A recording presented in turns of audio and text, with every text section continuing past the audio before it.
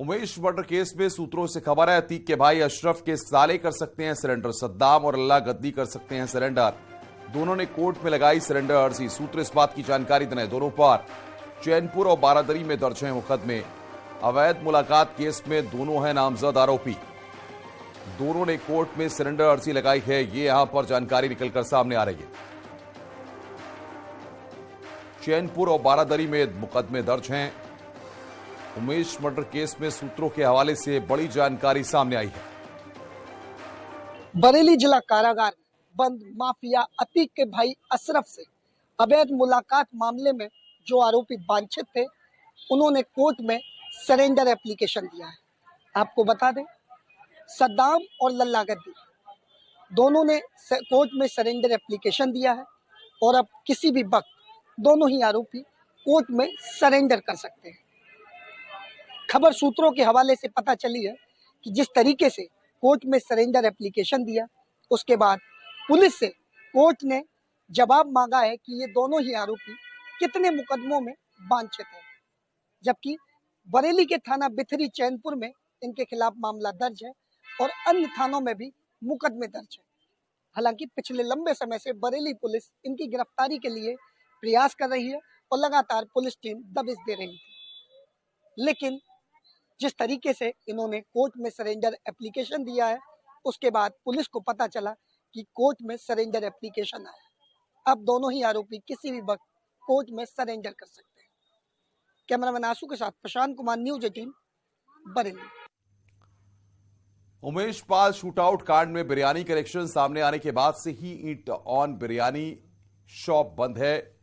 Eat on biryani shop बंद है, लेकिन ईट ऑन बिरयानी को लेकर खबर है कि ईट ऑन बिरयानी पर अब हमेशा के लिए ताला बंद हो गया है। दरअसल जिस जमीन पर ईट ऑन बिरयानी संचालित हो रही थी, उस जमीन पर एग्रीमेंट खत्म हो गया है और जमीन मालिक एग्रीमेंट को आगे बढ़ाने के लिए तैयार नहीं है।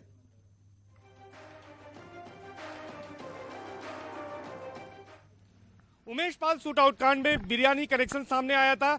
ईट ऑन बिरयानी के मालिक नफीस अहमद पर आरोप लगा था कि शूटआउट कांड में जो क्रेटा कार इस्तेमाल हुई थी वह नफीस अहमद की थी। हालांकि जब जांच एजेंसियों ने इसकी पड़ताल की तो ये बात पता चली कि कुछ महीने पहले ही नफीस अहमद ने ये कार जीटीबी नगर की एक महिला रुखसार के नाम पर ट्रांसफर कर दी थी, लेकिन इसके बावजूद पुलिस को ये जानकारी मिली थी कि नफीस अहमद अतीक अहमद का फाइनेंसर है और उसकी जो ईट ऑन बिरयानी की शॉप है ये लगातार 24 फरवरी के बाद से बंद है। लेकिन अब इस पर पूरी तरह से ताला लग गया है। न्यूज़ 18 के पास जानकारी आई है कि जिस जमीन पर एग्रीमेंट कर यहाँ पर दुकान खोली गई थी, उसके मालिक का एग्रीमेंट समाप्त हो गया था और उसने उमेश पाल शूटआउट कांड में बिरयानी कनेक्शन सामने आने के बाद लैंड का एग्रीमेंट रिन्यू करने से साफ तौर पर मना कर दिया है। जिसके बाद यहां पर जो ईट ऑन बिरयानी का बोर्ड लगा था उसको फिलहाल यहां से हटा दिया गया है और इसके साथ ही साथ जो सामान था यहां पर ईट ऑन बिरयानी का उसको भी यहां पर हटा दिया गया है और पूरी तरह से अब इस दुकान में ताला लग गया है। यानी कि ईट ऑन बिरयानी का कनेक्शन उमेश पाल शूटआउट कांड में सामने आने के बाद अब यहाँ पर बड़ी कार्रवाई हुई है और यहाँ पर अब पूरी तरह से ईट ऑन बंद कर दिया गया है।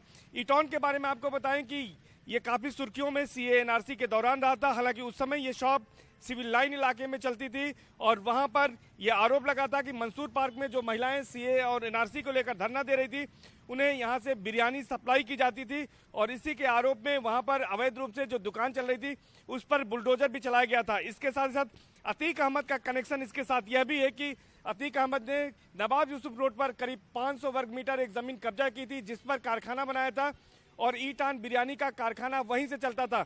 उसे भी जब माफिया के खिलाफ कार्रवाई शुरू हुई तो उसे भी जमींदोज कर दिया गया था और उस जमीन को भी प्रशासन ने अपने कब्जे में ले लिया था।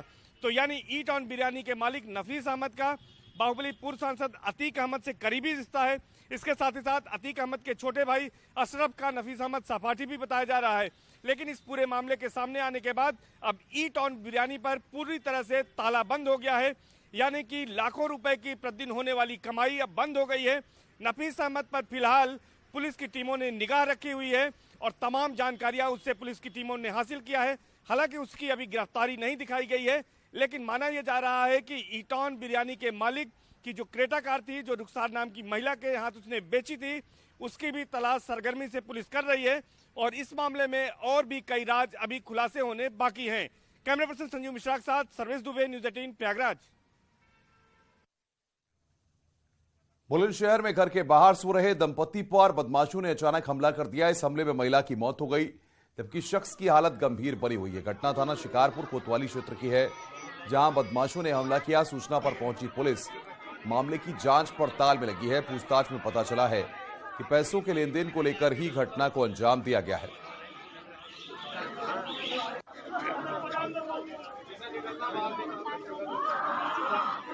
यहाँ पे एक दंपत्ति अपने घर के बाहर सो रहे थे।